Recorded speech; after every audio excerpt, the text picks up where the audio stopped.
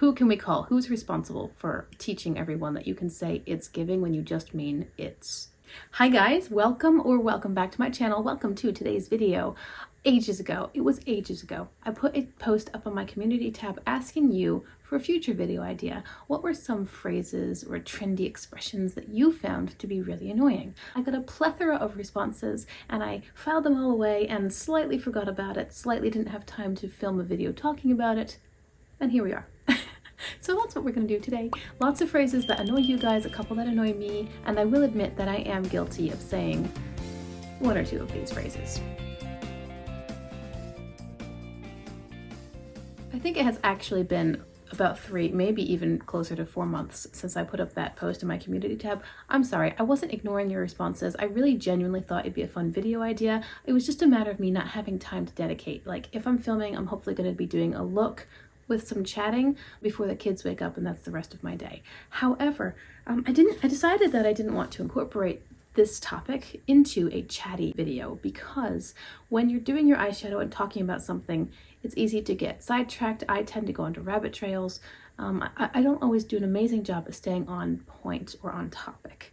So I don't know, I just felt also like there were so many responses, it would be very jerky. Maybe I'm wrong, maybe it would have been a lot of fun, but that's not what I decided to do.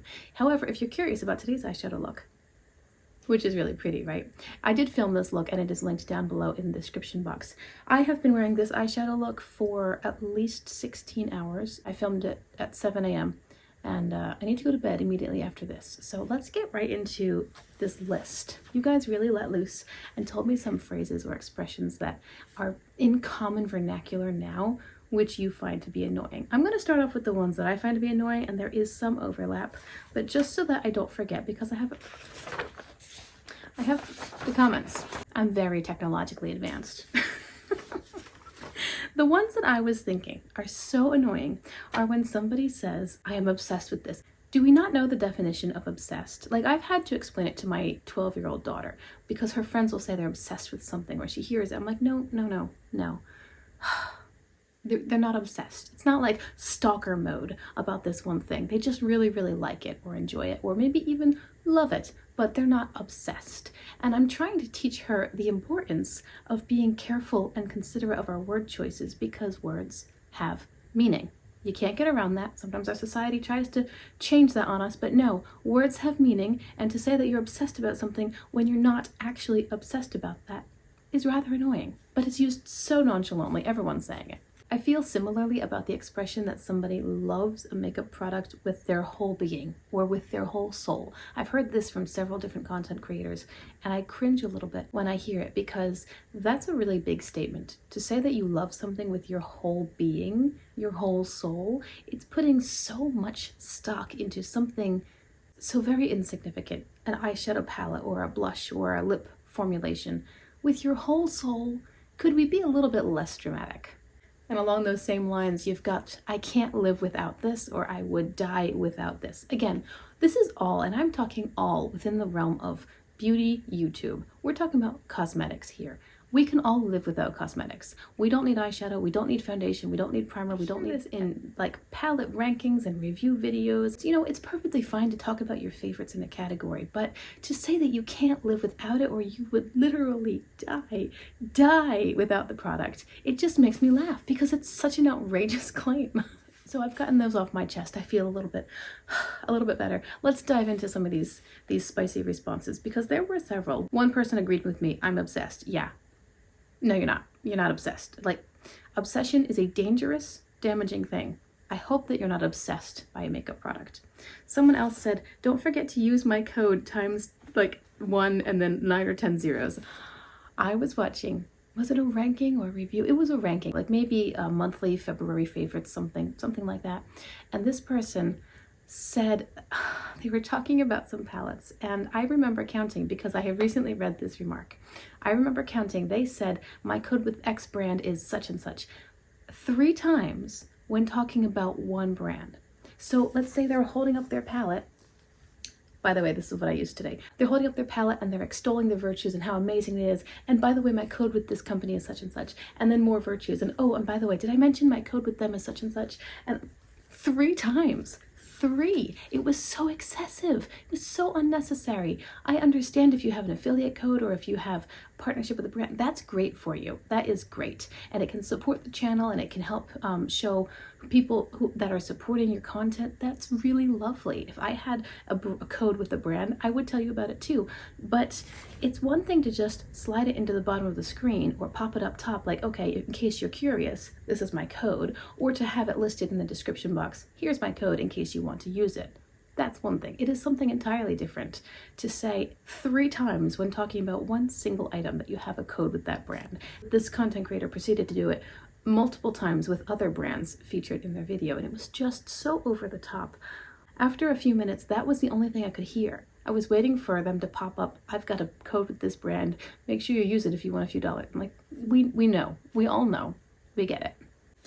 Oh, Celeste, you gave me a bunch. Okay, she said chef's kiss.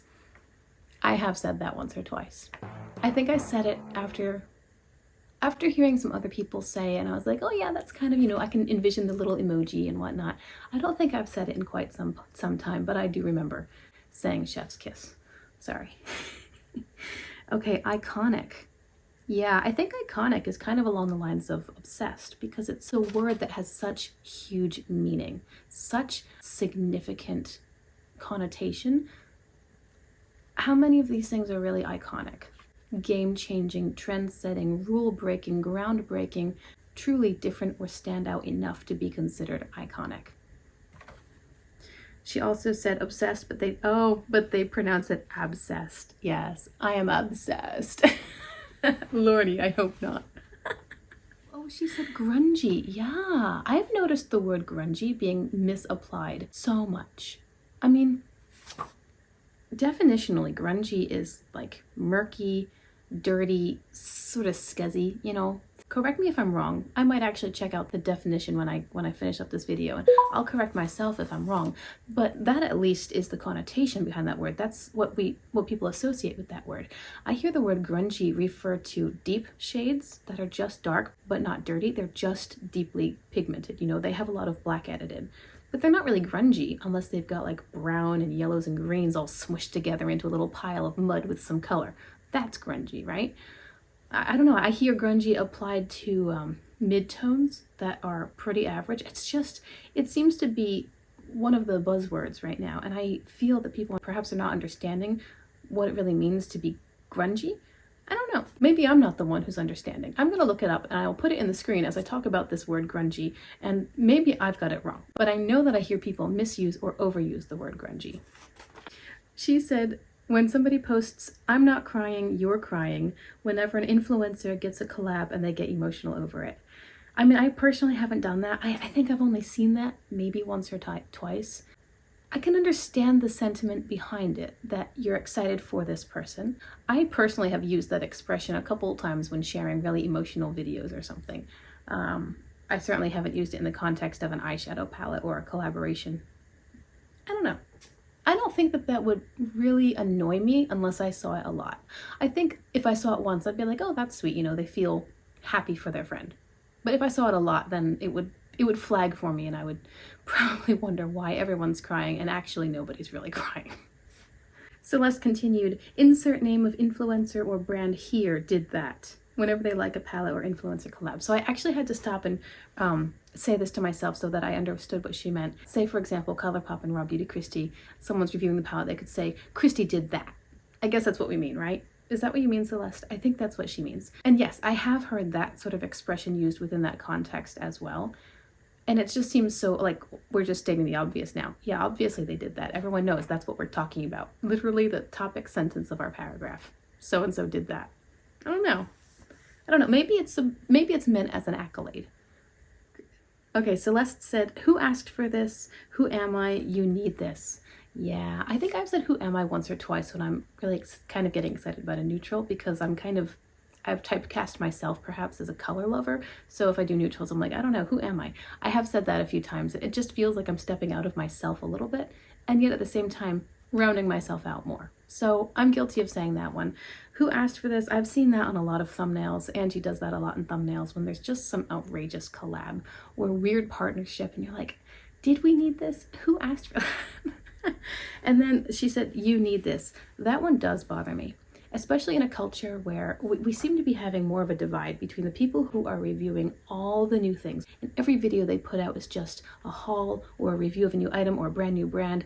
Everything's coming out new. And then you have other people who are like, you know what? Money's tight, the economy's a mess, inflation, let's shop our stash. Let's play with the old stuff. Let's really embrace and enjoy and get use out of what we've already paid for.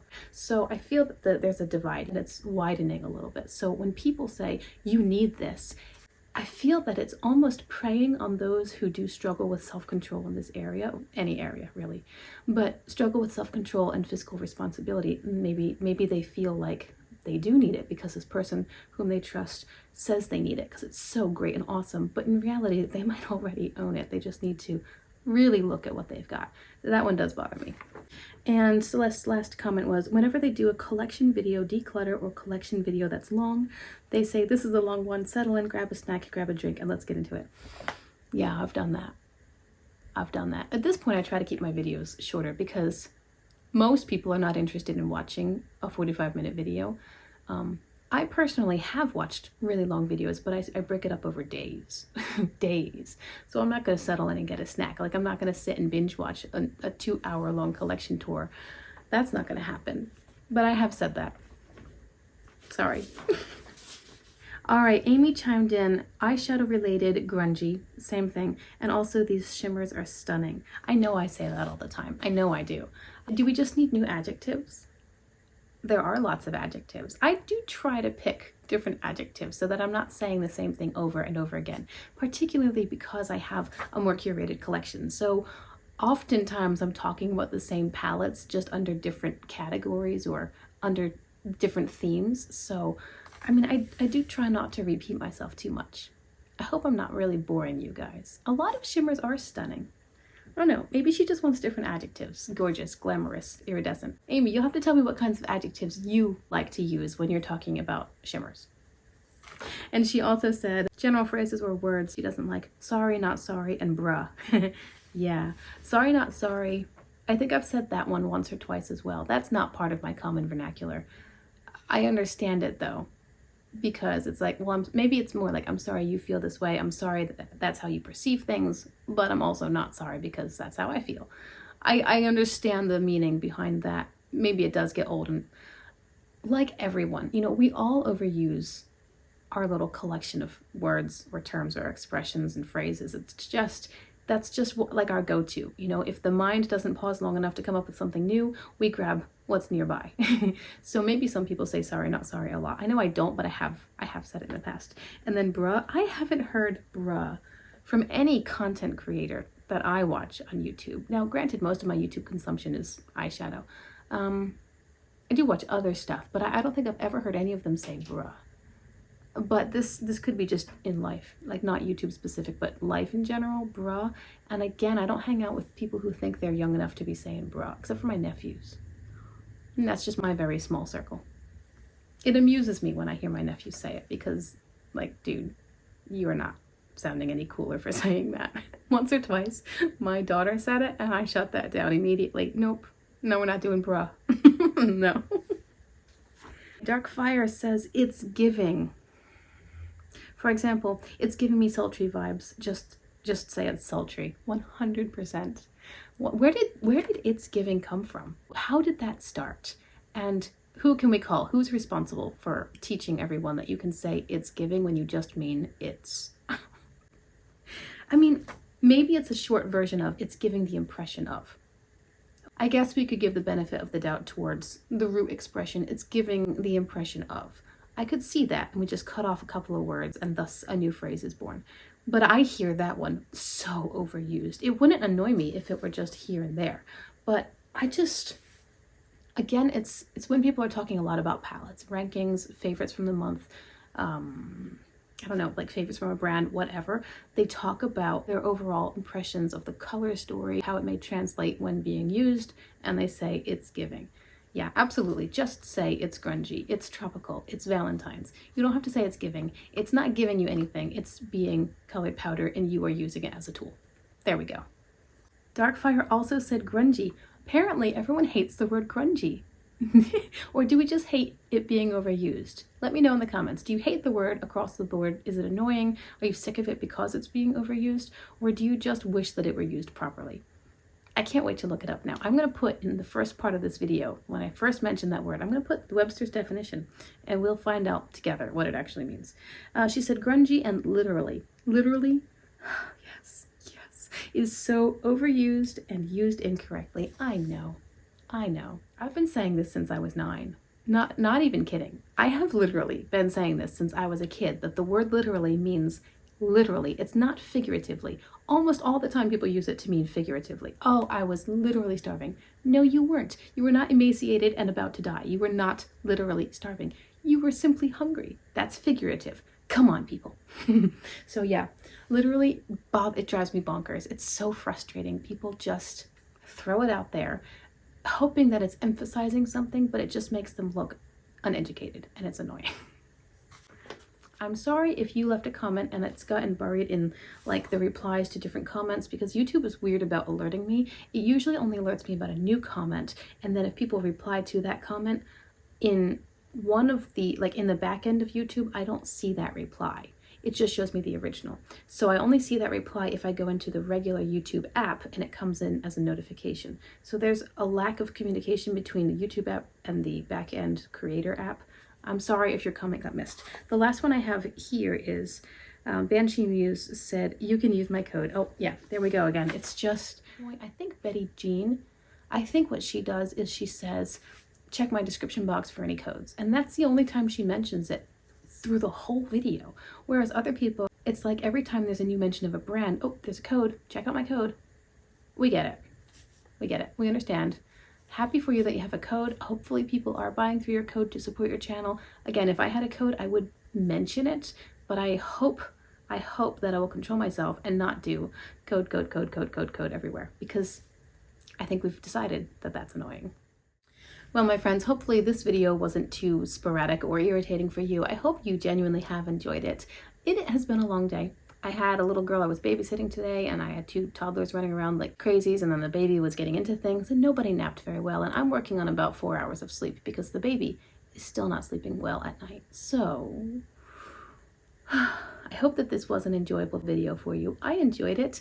I feel like I let off a little bit of steam, so I'm sorry if I offended anyone or if I came across as just being a jerk. That wasn't my intention. On the whole, I'm a very nice and friendly person. I do feel better that I got this video done, because these comments have been lurking in the back of my mind for months. I have so many video ideas and just not enough time, honestly. So that's why I'm filming on 3 hours of sleep at midnight. So now I'm going to close out this video and head to bed. I hope you have a lovely day. Thank you so much for clicking on my channel, for checking out my video.